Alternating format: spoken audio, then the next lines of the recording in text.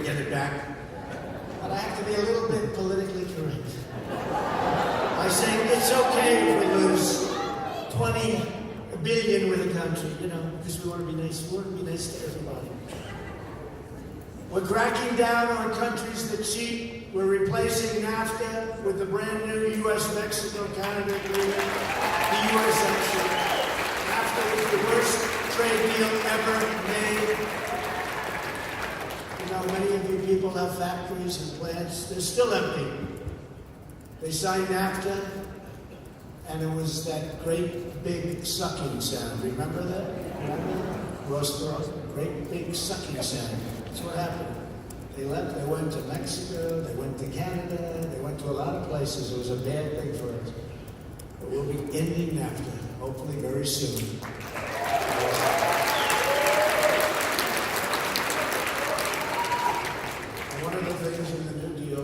It's very difficult financially for a company to leave the United States, fire all of its employees, move, let's say, to Mexico or Canada, open up a new plant, make a product, sell it in for no tax. So we end up with unemployment and nothing but loss and empty factories. That's not happening anymore, folks.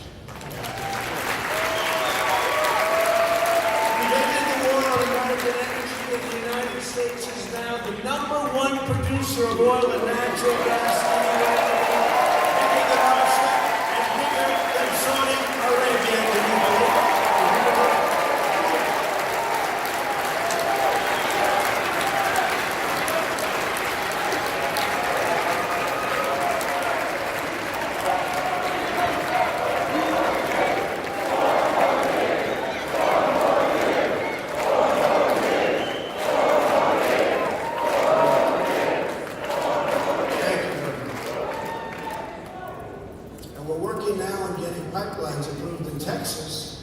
That would normally take 10, 12, 14, 15 years to get approved. And we're trying to get them approved very rapidly. And if we do that, we're going to pick up another 20 to 25%. We'll be leading by so much. We already are leading by a lot. So it all happened over a very short period of time. And we've confirmed more than 100 new federal judges to interpret the Constitution. Norm said, and I appreciate that, so important, Norm, we have confirmed 2 incredible Supreme Court justices, Neil Gorsuch and Brett Kavanaugh.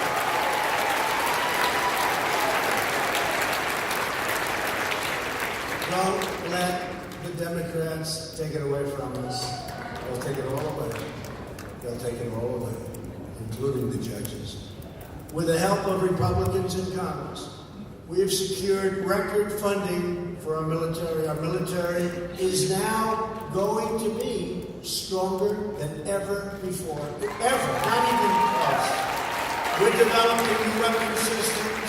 We're developing things that nobody even thought of.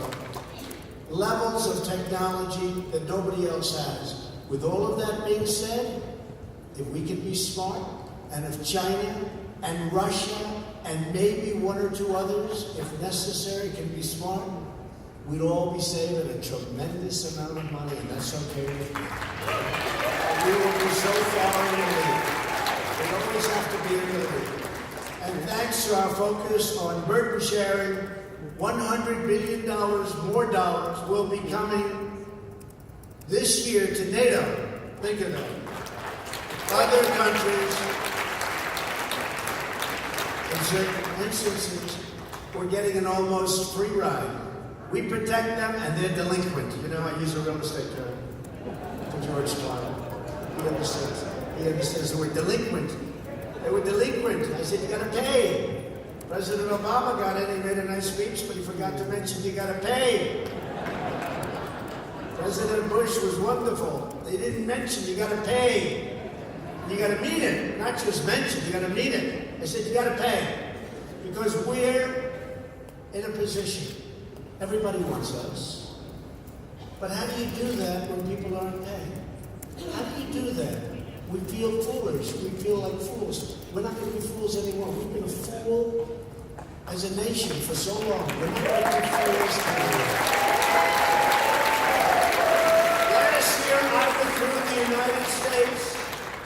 from one of the most dangerous, one-sided deals ever negotiated, the disastrous Iran nuclear deal. They wanted to kill Israel. They wanted to destroy Israel.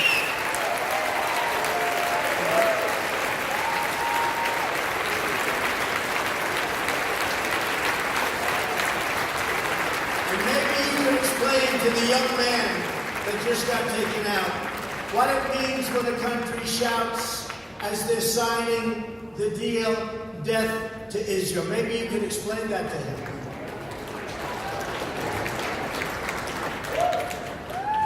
We've now imposed the toughest ever sanctions on the Iranian dictatorship. And it is not the same country it was when I took power. When I took over the presidency, I will tell you, one of the first meetings I had was at the Pentagon. Great generals, great people. I wanted a briefing on Iran. We had 14 different sites. They were all very, very dangerous, blow-ups all over. They were either behind it, they had mercenaries, they had money, or they had their own soldiers there, all over the Middle East. It's a whole different story today, folks. They have riots in the streets. They have very little money coming in. A lot of things have changed. North Korea, we're getting along with North Korea. Let's see how it works out. But we have a good relationship. Don't forget, I have a very good relationship with Kim Jong-un. When I first came in, they were setting rockets and nuclear explosions, and a lot of things were happening. Can't tell you what's going to happen. Had to walk from the one deal. Was it going to be the right deal? But we have a great relationship. What's going to happen? Maybe, maybe not, but I hope we're going to be able. Relationship is very important. You know that very well. We're confronting the deadly menace of radical Islamic terrorism.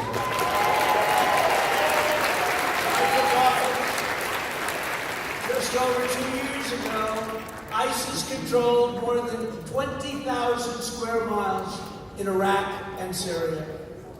I held up a map. It was so much red, red meaning them. All red, showing the different sites. Today, the ISIS caliphate has been 100% obliterated.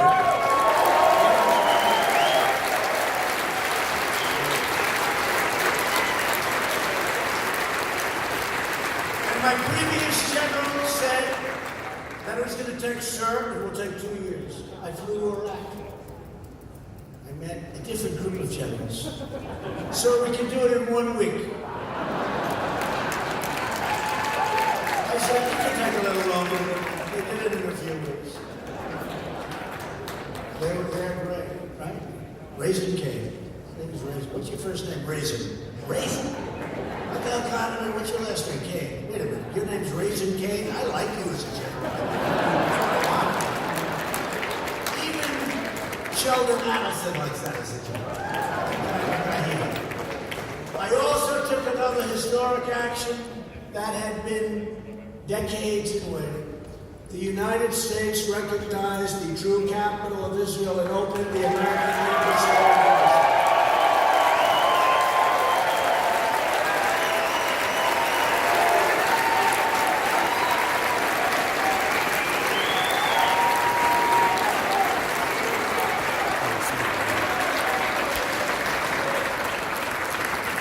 Unlike other presidents, I keep my promises. Every president for many decades said they were going to do that. And I understand really why. Because when it was determined that maybe I'd do it, maybe there was a chance, the calls I got from leaders of other countries were unbelievable. Presidents, dictators, prime minister, kings, queens, everybody. My phone was ringing off the hook. So I knew I was going to do it. So I left a message. I said, I'm going to call you next week. They said, could we speak to him? I said, no, it's not available. They'll go online. The fake news will say, that's a horrible lie.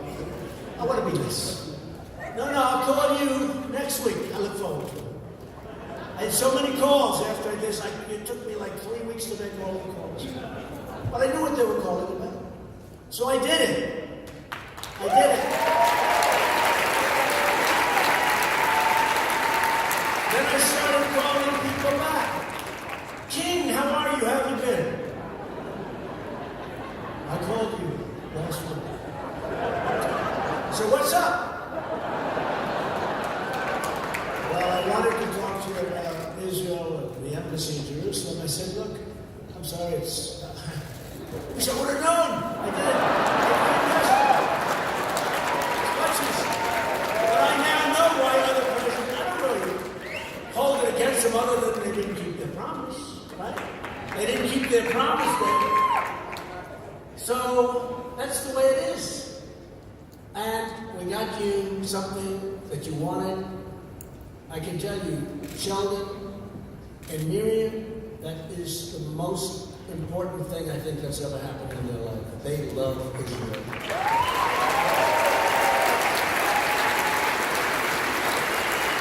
So, but I can now understand, because I always said, why wouldn't they do it? Why? Why are they doing it? Why wouldn't they just do it? They campaign, we will this, that, Israel, Israel. Then you folks go out and vote for them, and then they don't do it, right? 4 years, 8 years, didn't matter, they won't do it. But you know what? They did it. We did a great job. And we feel it.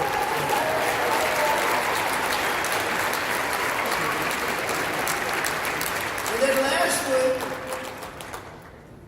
Israel's security, really so important. It's all about security. When you get right down, it's about security. It's always number one for me. I got to talk. We can talk healthcare. We can talk 100 different things.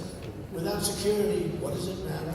I stood with Prime Minister Netanyahu, Benjamin Netanyahu. How's the race going, by the way? How is it? Who's going to win the race? Tell me.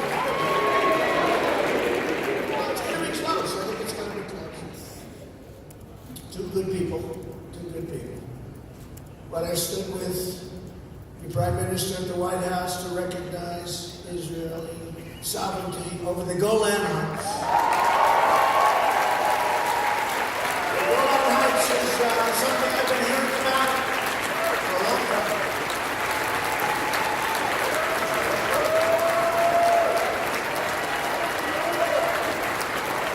The Golan Heights. So I was talking to Ambassador Friedman, and not about this. They've been trying to get that approved, as you know, for 52 years. They wanted recognition from the United States on the Golan Heights.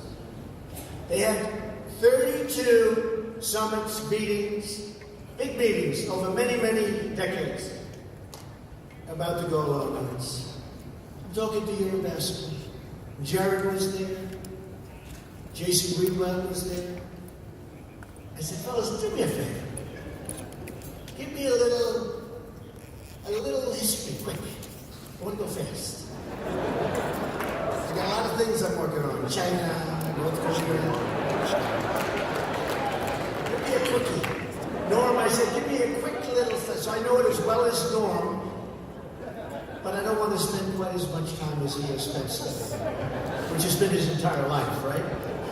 So that 32 different summits, he starts going, well, we need that, it's the high point, we need it for protection, we need it for... And I said, all right, good. How do you like the idea, they weren't even calling about this, how do you like the idea of me recognizing exactly what we're discussing? Because I agree, you need it, you need the height. You need the height. The great generals have always fight downhill, never fight uphill. A lot of battles are lost when these generals want to fight uphill. Right? You need the height. So I said, David, what do you think about me recognizing Israel and the Golan Heights? He said, would you actually do it? This is a great deal maker. It's one of the most successful lawyers was. Gave it all up in order to be your ambassador. Gave it all up.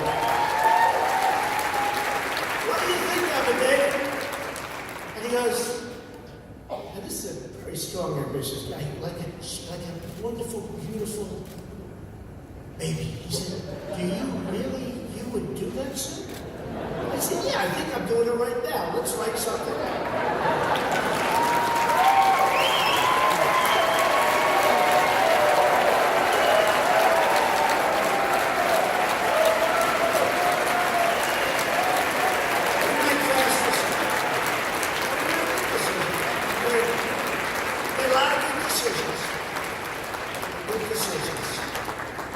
And we got something beautiful, talking about security, talking about the greatness of Israel. And I went, bing, who's done it? Then I watched, look at all those cameras, then I watched the fake news, and they said, we have breaking news. President Trump has just committed to the Golan Heights. And it was a big, big story for 2 days. Everyone's happy. No repercussions in the world. And we're there to protect Israel. We did the right thing. I want to congratulate Jared, Jason Greenblatt, David Franklin, and all of the people who are. And a big thing from here, some of you won't like this language, but I would love to see peace in the Middle East. I would love to see peace in the Middle East. If those three can't do it, you'll never have it done. It's never, with me as president, with them doing the deal, you'll never have it done. So let's see if we can do this. Under my administration, the United States will always support Israel's right to self-defense.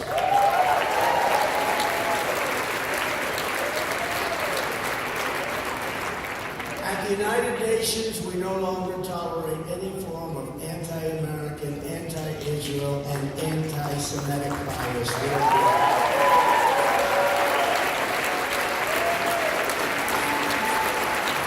For example, the United Nations Human Rights Council has repeatedly denigrated America and Israel while, and you know this, you've heard this, while ignoring the world's worst human rights abusers. That's why I withdrew the United States from the UN Human Rights Council. And thank you to Nikki.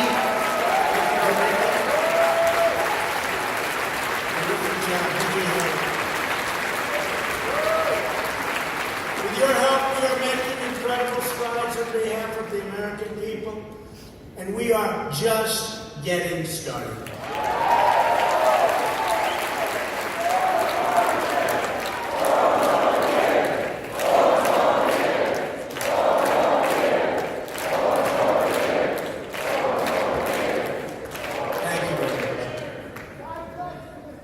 Thank you very much. And that guy that just said that, he used to hate me. Can you believe that? He used to hate me. Thank you very much. I appreciate it. But while Republicans fight to protect the jobs and safety of all Americans, Democrats are advancing the most extreme partisan agenda by far in American history. You see what's happening? You see what's happening? People aren't fighting for Israel. In Congress, large numbers of people. You saw what took place 3 weeks ago. It was shocking. That couldn't have happened. It could not have happened just a few years ago. Could not have happened. If implemented, the Democrats' radical agenda would destroy our economy, cripple our country, and very well could leave Israel out there all by yourselves. Can't do that. More than 100 Democrats in Congress are promoting the biggest government power grab in U.S. history, the $100 trillion Green New Deal. Proposed by a wonderful young bartender.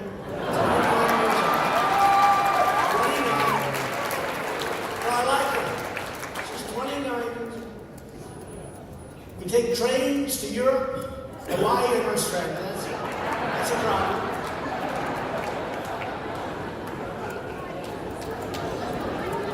The farming business is in big trouble. The auto business is in one trouble. Somehow Detroit etc. You know, I'm bringing so many car companies in. I don't think they're going to be thrilled to hear that. We are. I'll tell you what, when you look at what's happening with the car companies, they're opening up in Michigan and Ohio and Pennsylvania and North Carolina and South Carolina. Amazing what's happening.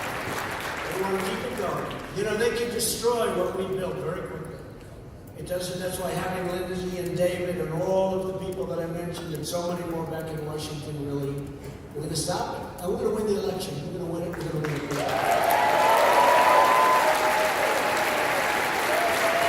It will never be as easy as it is. Over 120 congressional Democrats are also supporting a socialist takeover of our healthcare system that would take away private insurance. If you take a look at this, 180 million people will lose their private health insurance. And you're finally happy. You're happy. You've done a lot of work on that. You're happy.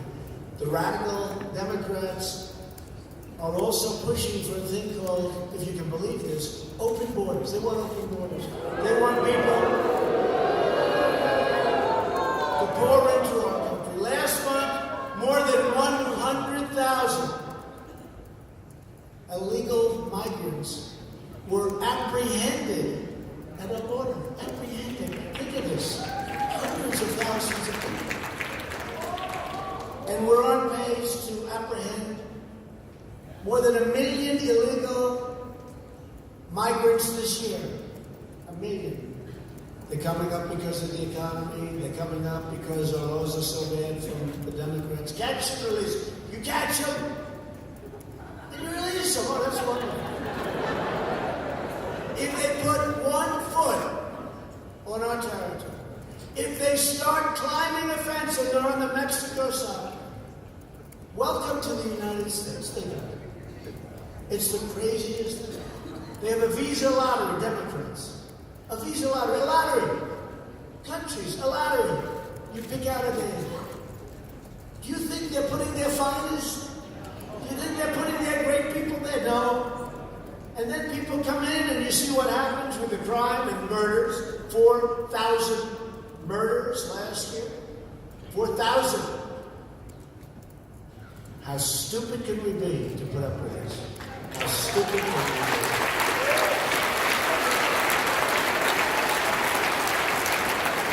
And the asylum program is a scam. Some of the roughest people you've ever seen. People that look like they should be fighting for the UFC. They read a little page given by lawyers that are all over the place, lawyers. They tell them what to say. You look at this guy and you say, wow, that's a tough cookie. I am very fearful for my life. I am very worried that I will be accosted. I am sent back home. No, he'll do the accosting. Asylum. Oh, give him asylum. He's afraid. He's afraid. We don't love the fact that he's got tattoos on his face. That's not a good sign. We don't love the fact that he's carrying the flag of Honduras or Guatemala or El Salvador, only to say he's petrified to be in his country. To confront this border crisis, I declared a national emergency.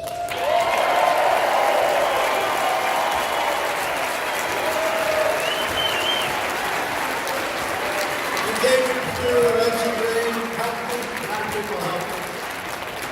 When congressional Democrats tried to reverse my order and terminate vital border security operations, I very proudly issued my first veto.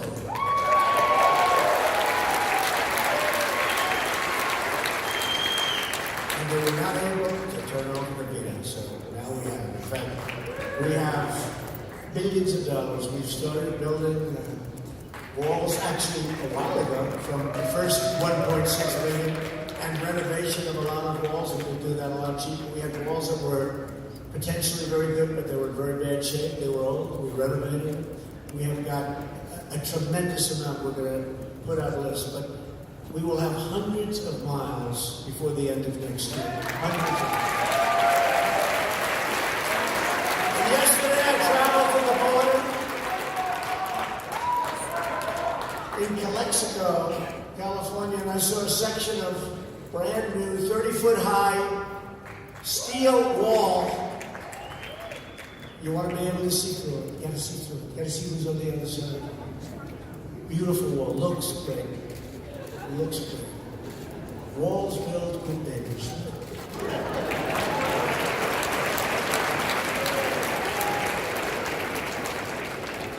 Now we have to take care of ourselves. And I have to say, I said I was going to close the border. It's gotten so bad. I said, we're close to the border. And as soon as I said that, and I really thanked the president of Mexico, because they stepped up.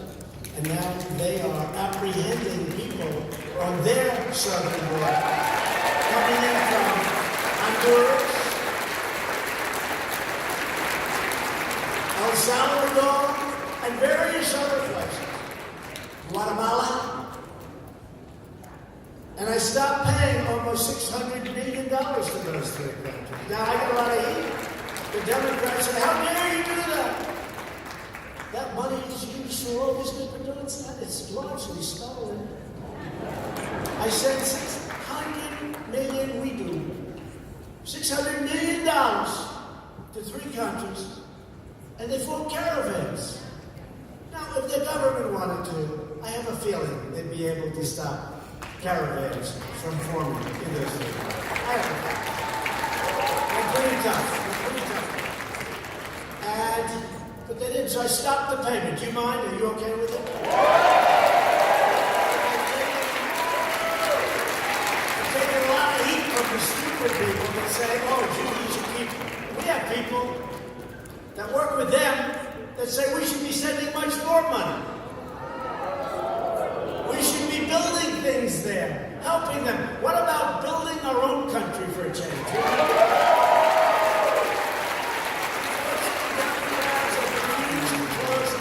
That's really what it's all about. And again, Mexico has apprehended 1,400 people yesterday, 1,000 people the day before. They've never done this. Never to the extent. And I appreciate it. I appreciate it. But if they don't do it, I'm going to close the border, or I'm going to do tariffs on the cars made in Mexico. They took 30% of our car business. By the way, I was a deal when that happened. I used to complain about it as a civilian. I'd complain. I said, what the hell is going on? They're taking our business. They have 30% of our cars. They make 30% of our cars. They send them into our country. No tax, no nothing. Essentially. And we lost a lot of jobs, but we're getting them all back. And I said, we're either going to tariff those cars coming in at 25%, which is a tremendous amount of money. It's all about the cars. The cars are a big deal. Or we're going to close the border. And I will say this, Mexico has been, for the last 4 or 5 days, first time.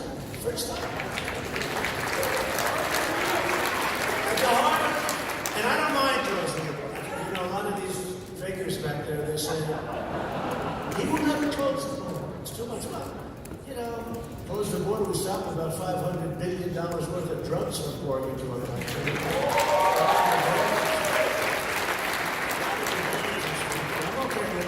Do it, but I'm okay with it. I'll do it. I'll do whatever is necessary to stop an invasion of our country.